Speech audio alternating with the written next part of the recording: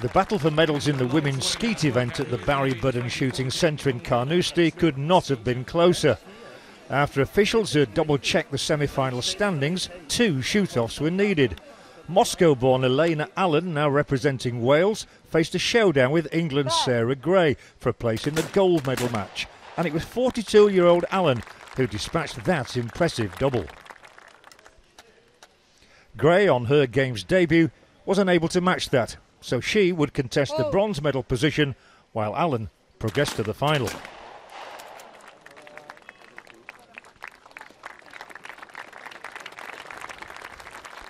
When it came to the fight for bronze, Gray's opponent was Cypriot Andrei Eleftheriou, who had herself survived a shoot-off to get this far in the competition.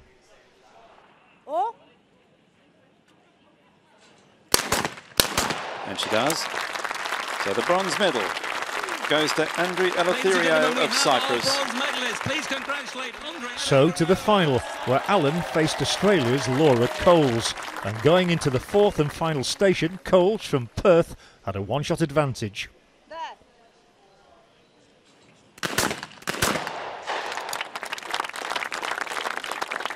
Perfect double for Elena.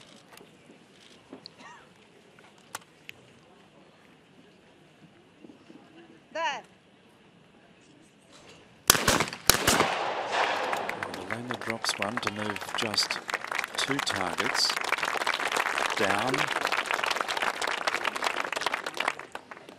Laura Coles has the pressure on her now. She has to shoot 2 of these to be level with Elena.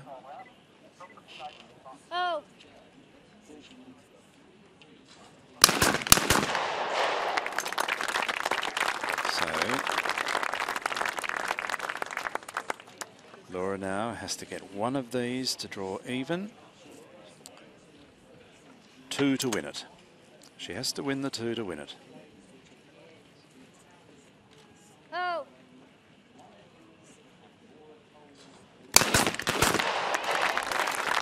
She has won it outright, 14 from 16 for Laura Coles, 1 target clear of Elena Allen. So Laura Coles of Australia, the gold medal. Elena Allen of Wales, the silver medal. Quite an occasion for Laura Coles, the Australian who only took up the sport 3 years ago.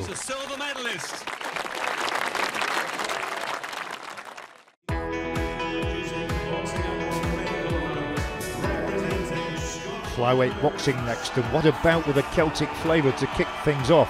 World #1 Andrew Selby of Wales went toe-to-toe with Rhys McFadden of Scotland. We join the action with it all square going into the last round. He looks in the driving seat now, Selby. But the pace of this fight's been outstanding, and full credit all the road work, all the skipping, the fitness of these 2 boys to be able to carry this pace. Gum shield again, gum shield again. I mean, it didn't fall out, he caught it in his teeth. So I don't know why they want it rinsed out or anything, because it didn't actually come out of his mouth, he caught it with his teeth. So just when he was finding a little bit of momentum, so it's a cert he didn't do that intentionally. The right hand's been working well the last couple of rounds. So halfway through the 3rd round. It's not out again. I mean, do you know what? I'm beginning to think he's come out with the wrong gum shield, John. Is that he's got a bigger brother who's a pro? Has he picked his gum shield up by mistake? What's going on? There wasn't a voice. He's lost a point. He's lost a point. That could put him out of the tournament. Well, could it? Probably, it almost certainly will.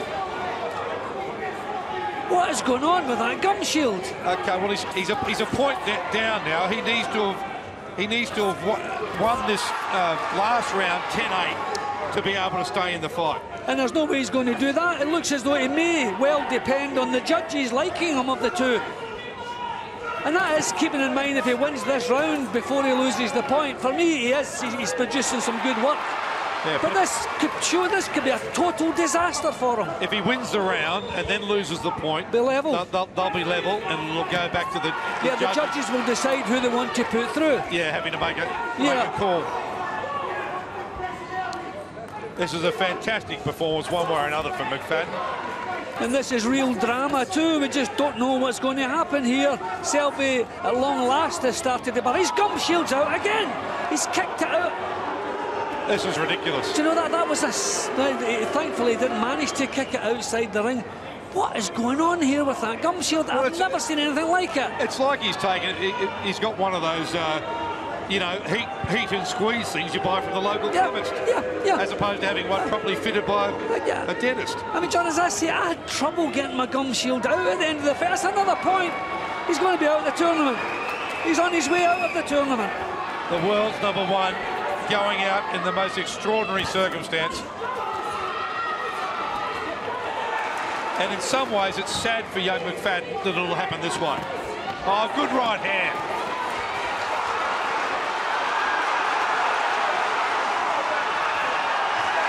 Oh, this is terrific. McFadden's the one doing the showboat now, and Selby's so annoyed with himself. He's taken it out after the bell's ringing. He's taken it out of McFadden. McFadden knows he's through. Indeed he was. What a huge upset. Selby out in round 1 for the second Commonwealth Games running. Silver medalist in the boxing bantamweight division in Delhi 4 years ago, Benson Gicharu Jangiru of Kenya stepped into the ring in Glasgow for the first time. His opponent, Imran Khan of Guyana. Looking at the scorecards that we've seen and the corners can't see, he still needs a big finish, Gicharu. Well, Khan was looking tired. Either way, there'll be a split decision whoever wins, but it's going to be tight. It was a close call, but the referee raised Jangiru's arm as the victor. Action now from the National Hockey Centre, where the evening focus was on the women playing in Pool A. South Africa, 9th at this year's World Cup, went head-to-head with a youthful Canada and ended up winning 2-0. Both goals scored by Dirkie Chamberlain. New Zealand had an easy task against Trinidad and Tobago too. This the best of the 14 goals they scored without reply. Crystal Ferguson netting one of her 4.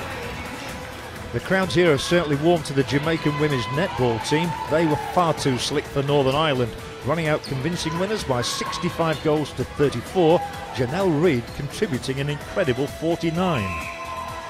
Still at the group stage of the mixed team event in badminton, India, silver medalists in their own country 4 years ago, pitted their wits today against Kenya and prevailed comfortably. And that's it from Glasgow on another fantastic day of sport.